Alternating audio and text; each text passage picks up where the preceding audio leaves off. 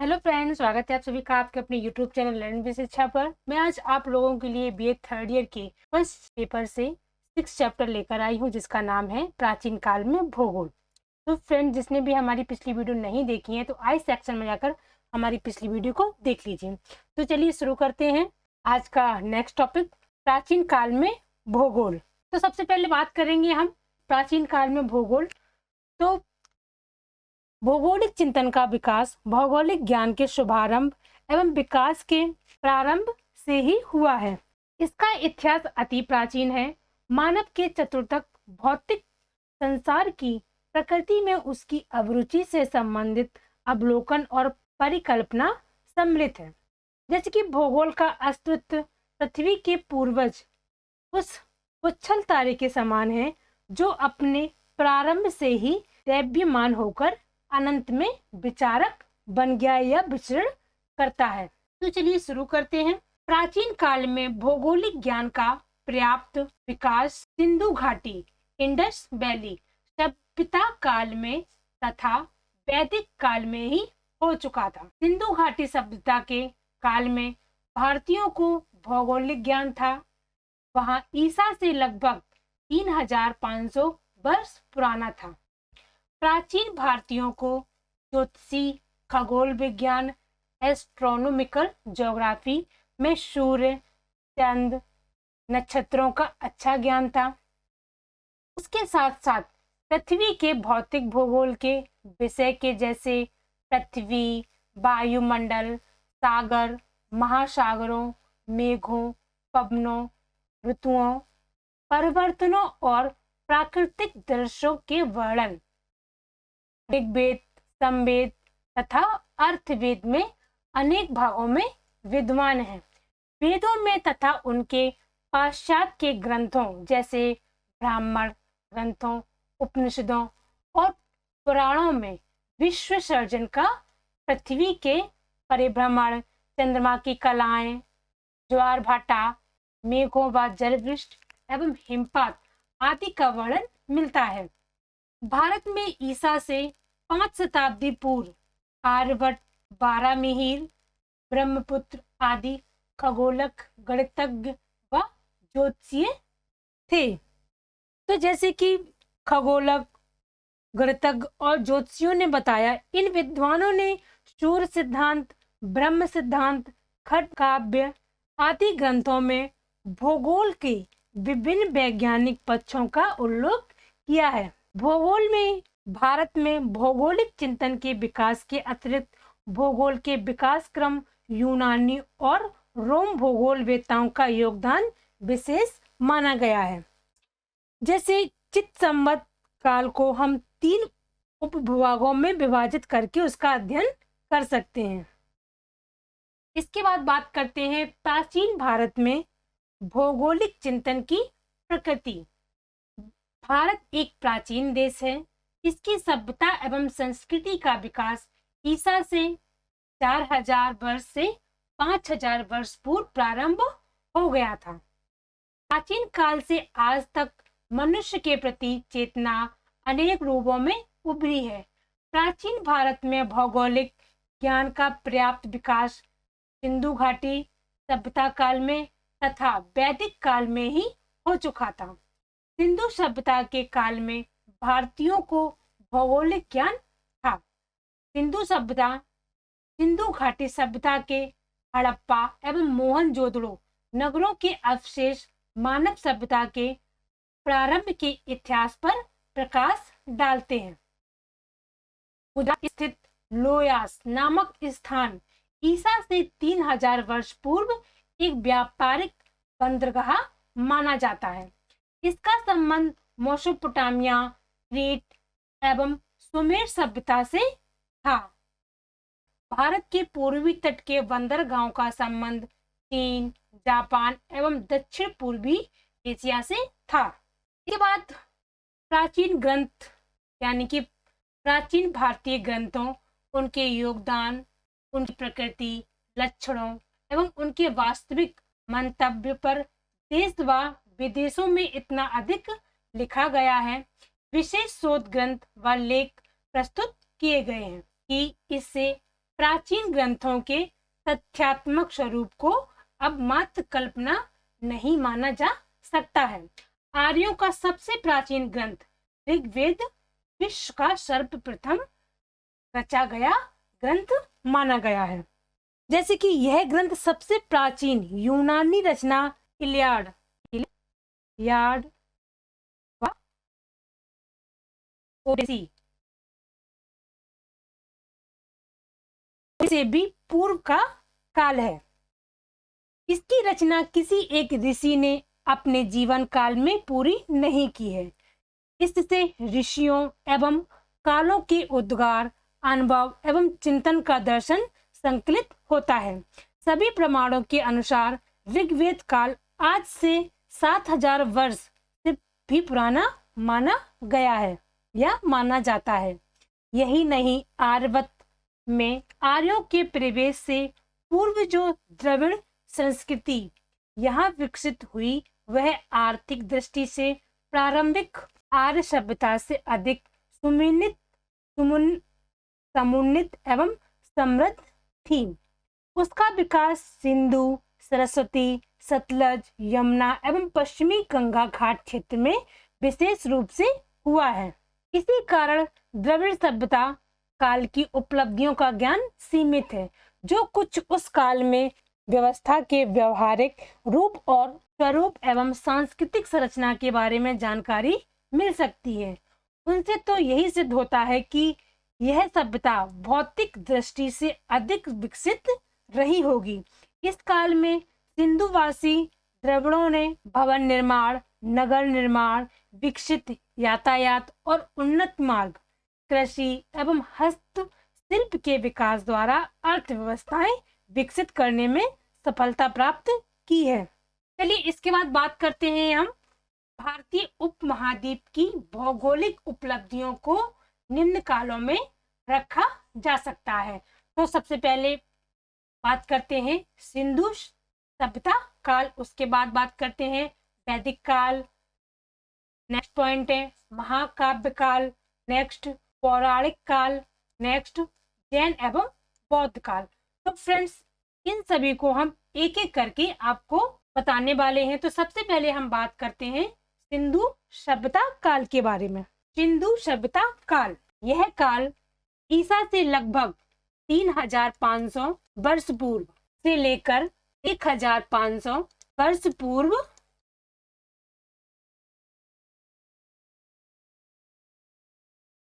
वर्ष पूर्व तक थे।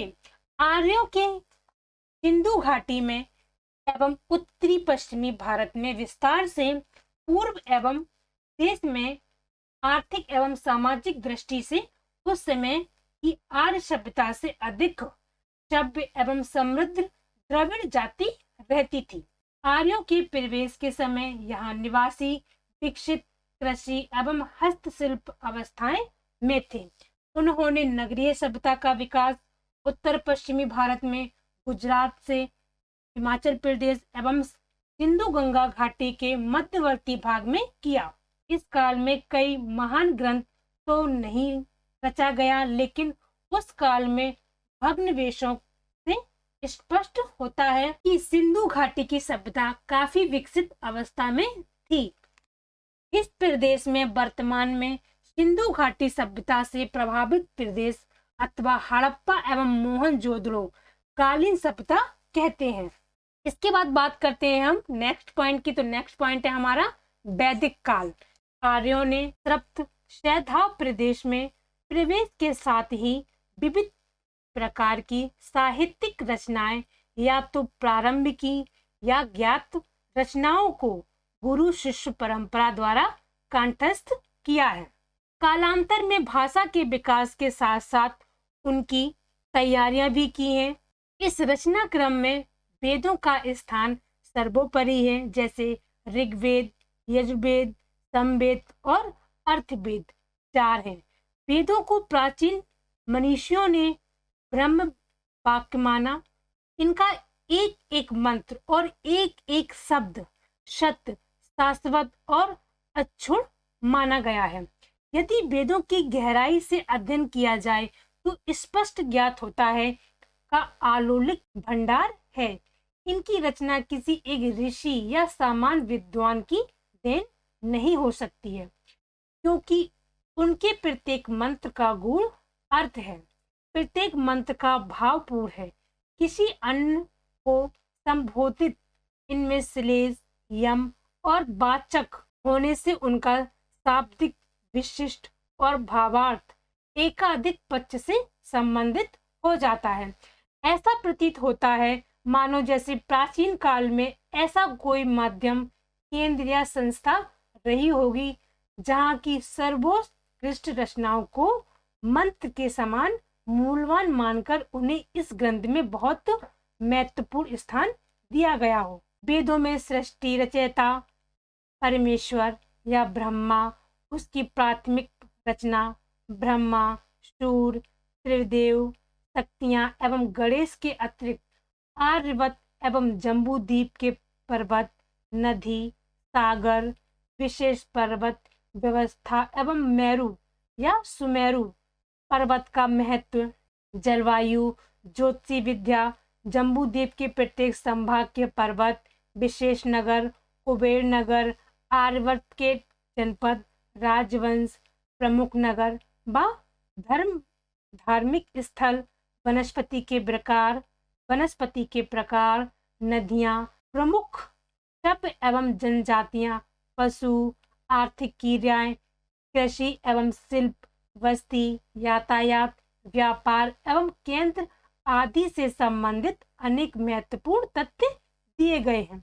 वेदों में जितना विस्तार से खगोल मंडल, नक्षत्र विद्या, सूर्य के लक्षण और गति की विभिन्न अवयवों को, ग्रह मंडल को, एक जलवायु के विभिन्न तथ्यों को समझने का प्रयास किया गया है। अब इसके बाद बात करते हैं हम नेक्स्ट पॉइंट की। तो हमारा नेक्स्ट पॉइंट है महाकाव्य काल। महाकाव्य काल रामायण और महाभारत ग्रंथ भारतीय संस्कृति एवं समाज में आज भी प्राण स्फुरित करने वाले ग्रंथ हैं। वर्तमान में तुलसीदास कृति, राम रचित मानस का विशेष महत्व है, किंतु मूल रामायण वाल्मीकि द्वारा रचित है। उसका रचना काल महाभारत से पूर्व का है। यह दोनों ही महान धार्मिक ग्रंथ अधिकांश पुराणों से पहले लिखे गए हैं। तो सबसे पहले है रामायण और महाभारत। रामायण, वाल्मीकि रामायण मूल रामायण के 7 सोपानों अथवा खंडों में 6 सोपान या खंड महाभारत से भी प्राचीन है। 7वां खंड लवकुश सोपान या कांड बाद में लिखा गया। वाल्मीकि रामायण का दूसरा सोपान अथवा अयोध्या कांड में अनेक श्लोक एवं महाभारत के सभा पर्व के 5वें खंड के श्लोक समान है। मूल रामायण के अनुसार संपूर्ण भूमंडल एवं वंश या सूर्यवंशी राजाओं का राज्य दुष्यंत के पुत्र भरत के काल से ही चला आ रहा है। सूर्यवंशी राजाओं ने अपने अधीन समस्त राजाओं पर वर्चस्व बनाए रखने हेतु समय समय पर राजसूय यज्ञ कराए। मर्यादा पुरुषोत्तम प्रभु राम के समय में भी ऐसा ही सूर्य यज्ञ, राजसूय यज्ञ की बात कही गई है। सूर्यवंशी राजाओं का यह राज्य सामान्य संघराज था, जहाँ की राजाओं को स्वदेश में अधिकांश दशा में पूर्ण स्वतंत्रता थी। इस समय इस विशाल संघ के अंतर्गत केकई, सिंधु, सुघीर, सौराष्ट्र, बंग, अंग, मगध, मत्स्य, कौशल, काशी, मिथिला आदि राज्य सम्मिलित थे। अब इसी में हम बात करते हैं महाभारत की। तो महाभारत जो है वो उत्तर वैदिक काल में महर्षि वेद व्यास के आश्रम के महर्षियों या महापंडितों द्वारा महाभारत की रचना की गई है। संपूर्ण महाभारत का आकार कितना बड़ा रहा होगा इस बारे में मैत्तज्ञ नहीं है। संपूर्ण महाकाव्य की महानता का अनुमान तो उसके एक अंग श्री महाभगवत गीता से ही लगाया जा सकता है, जिसके प्रत्येक प्रक्रांत में अनेक अनेक दर्शन एवं बहुस्वरूपीय मीमांसा व व्याख्या एवं व्यवहार की बातें समझाई गई हैं। ऐसा विश्वास है कि महाभारत के एक पर्व अध्याय हरवंश पर्व, जिसके बाद में हरवंश पुराण भी कहा गया है, में ही 90,000 श्लोक रचे गए। इसमें से 16,000 श्लोक आज भी उपलब्ध हैं। महाभारत संभवतः वाल्मीकि रामायण के कुछ समय बाद ही रहा होगा। उसमें बार बार बाद में कालों में रचनाएं जोड़ी गईं। महाभारत में महाराज धृतराष्ट्र द्वारा पांडु के राज को धरोहर के रूप में संभालते हुए स्वयं पांडु के पुत्रों को अध्ययन हेतु द्रोणाचार्य के पास भेजना, एकलव्य की उपलब्ध कथा, पांडवों को दिए गए वनवास की पृष्ठभूमि एवं वनवास काल व गुप्त निवास का वर्णन वनवास पर्व में दिया गया है। इस पर्व में भारत के तात्कालिक राजवंशियों एवं पांडवों द्वारा निर्धारित भ्रमण मार्ग का वर्णन किया गया है। अब इसके बाद बात करते हैं हम पौराणिक काल। पुराण मूलतः धार्मिक ग्रंथ है। इसकी रचना का काल महाकाव्यों के बाद माना जाता है। अधिकांश पुराणों का प्रथम रचना काल ईसा पूर्व 700 से 800 से माना गया है। इसमें चंद्रगुप्त मौर्य, चंद्रगुप्त विक्रमादित्य एवं हर्षवर्धन के शासन काल के मध्य कम से कम 3 बार पुराणों की पूर्णता संशोधित करके नवीन संस्करण निकाले गए। उनमें नवीन अध्याय भी जोड़े गए। उस समय इनकी एक साथ अनेक पांडुलिपियां भी तैयार की गईं। इन ग्रंथों में धर्म एवं दर्शन के साथ साथ ब्रह्मांड दर्शन, सृष्टि रचना, पृथ्वी की उत्पत्ति, द्वीपों व महासागरों का वर्णन, प्रत्येक का विभाजन व उपविभाजन, प्रत्येक द्वीप का यथासंभव स्पष्ट वर्णन, उनकी वनस्पति, पर्वत जैसे प्राकृतिक तथ्यों के आधार पर नामकरण, जम्बू द्वीप के उपखंडों अथवा वर्ष और पर्वतों एवं भारतवर्ष के जनपदों, राज्यों, बस्तियों एवं प्रमुख मार्गों का वर्णन किया गया है। पुराणों में वेदों से लेकर महाकाव्य काल तक की सारी रचनाओं का वर्णन इसमें विस्तृत संविष्ट किया गया है। इसके अतिरिक्त हर्षवर्धन के काल से पूर्व तक ज्ञान एवं क्षेत्रीय जानकारी को भी इसमें सम्मिलित किया गया है। संपूर्ण आर्यवत एवं अधिकांश दक्षिणी भारत में आर्यों का प्रभाव बना रहा। अशोक, चंद्रगुप्त मौर्य, गुप्तशील राजा और भारत और बाद में हर्षवर्धन सभी विद्वान एवं गुणवाहक शासक रहे। इनके एक छत्र शासन काल में निरंतर विकास होता रहा है। अब इसके बाद बात करते हैं हम नेक्स्ट की, तो नेक्स्ट है जैन एवं बौद्ध काल। जैन प्राचीन काल में भौगोलिक चिंतन के विकास में जैन एवं बौद्ध काल का भी महत्वपूर्ण योगदान है। जैन धर्म का उद्भव ईसा से 600 वर्ष पूर्व माना गया है।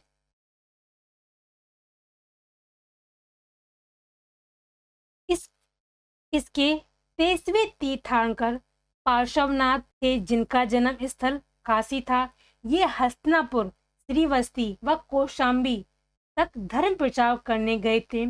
इन्होंने महाव्रत के माध्यम से मानव मूल्यों की स्थापना की थी।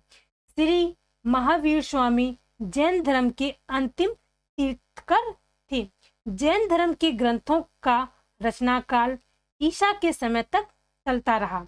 महावीर स्वामी क्षत्रिय थे और उन्होंने वैशाली, मिथिला, श्रीवस्ती, विदर्भ, अंग, कौशल आदि क्षेत्रों में जैन धर्म का प्रचार प्रसार किया था। इनके अनुसार सृष्टि के 6 तत्व प्रमुख हैं, जो कि जीव, धर्म, अधर्म,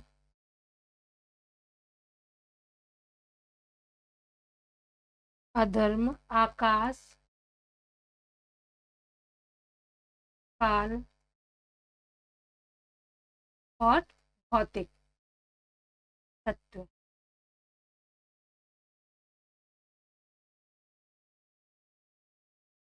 जैन धर्म के ग्रंथों में तत्कालीन समाज की आर्थिक व्यापारिक, वाणिज्य, कला और संस्कृति के भौगोलिक पक्षों का वर्णन मिलता है। अब हम बात करते हैं इसी में बौद्ध काल की। बौद्ध काल के प्रवर्तक महात्मा बुद्ध को 35 वर्ष की आयु में बिहार के बौद्ध गया नामक स्थान पर ज्ञान प्राप्त हुआ था और वे सिद्धार्थ से बौद्ध भगवान बन गए थे। भगवान बौद्ध का जन्म नेपाल में लुम्बिनी के निकट ईसा पूर्व 563 ईसा में लुम्बिनी ग्राम में हुआ था और 80 वर्ष की आयु में गौरवपुर नगर से 92 किलोमीटर पूर्व में कुशीनारा, जिसको हम वर्तमान में कुशीनगर कहते हैं, नामक स्थान में परिनिर्वाण प्राप्त किया था।